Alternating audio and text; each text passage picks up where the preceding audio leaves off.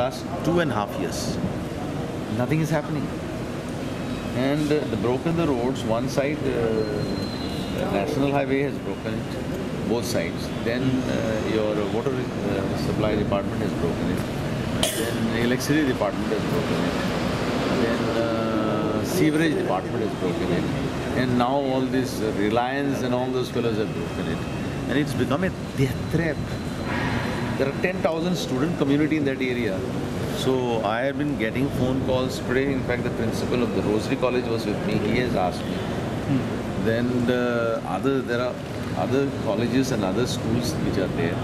And the situation is pathetic.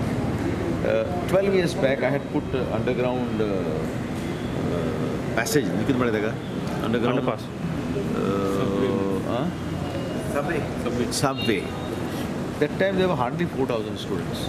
Today there are 10,000 students and that subway is closed.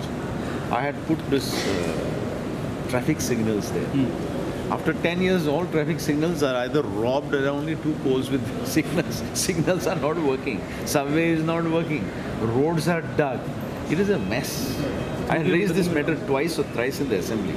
And today I had taken the National Highway officers because what I did, 3 days back, my office took some stones and we took some laborers and we did it ourselves. We took rubble packing and we took roller and we took the JCB and we have just done it. If I can do, why can't the PWD do it? You understand? Every day the trucks are getting stuck there. People are getting stuck there. Students are getting stuck there. What can you do?